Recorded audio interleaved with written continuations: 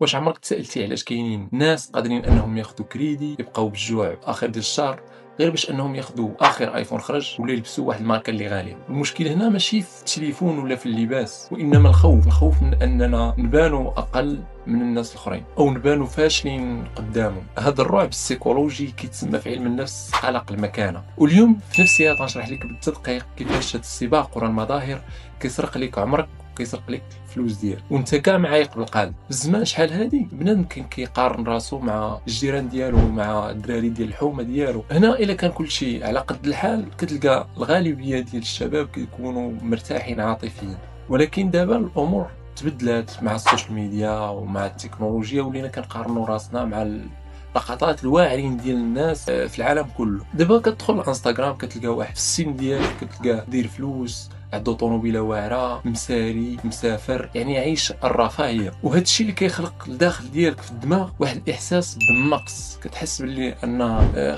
خاصك شي حاجه، باقي ما واصلش لداك الشيء اللي باغي. كتحس براسك باللي باقي معطل، فاشل، ما محققش داك الشيء اللي باغي، واخا كتكون راك غادي في الطريق الطبيعي ديالك. ولكن هذا الاحساس هذا كيخليك انك تشوف راسك بواحد النظره دونيه. وهذه المقارنه بالذات هي الساس ديال المعاناه وديال القلق ديال اي واحد فينا. في الواقع ومن الناحيه المنطقيه اغلب الناس ما كيجريوش ورا الفلوس ولا ورا المظاهر بالذات، وانما الهدف اللي كيكون غير ظاهر هو انهم كيسعاو للاحترام والقبول من طرف الاخرين. حيث المجتمع ديالنا للاسف في الوقت الحالي ولا كيحترم بنادم بناء على شنو لابس، شنو راكب، شنو عنده. وهنا الا كنتي درويش وعلى قد الحال كيحسسوك باللي انك غير موجود، غير مرئي في المجتمع.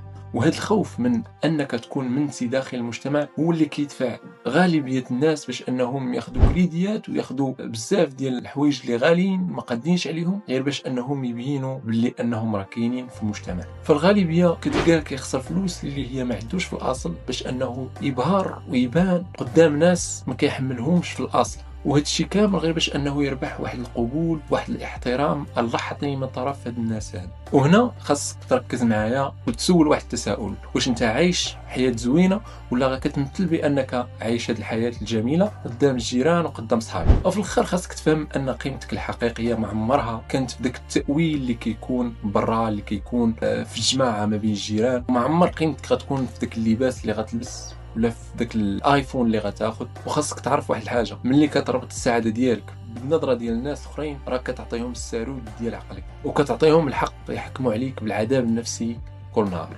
والمنطق شنو كيقول؟ النهار اللي غتفهم فيه باللي كاع دوك الناس اللي حاضينك واللي كتلبس على قبلهم واللي كتحاول انك تبان قدامهم، ودوك الناس اللي كيتفخوا عليك في الانستغرام كيبغيو يبينوا بانهم عايشين حياتهم، حتى هما راه مرعوبين في الداخل ديالهم. وفي داك الجانب اللي ما كيبانش كتلقى عندهم معاناه، قلق، معاناه نفسيه وبزاف ديال الحوايج. ملي غتفهم هادشي غتحرر وغادي تعرف باللي كلنا عايشين في واحد الوهم اللي كبير بزاف. وتما غتحس بواحد الحمل اللي ثقيل تحيد من الفوق ديال الكتاف ديالك، غترتاح نفسيا وجسديا.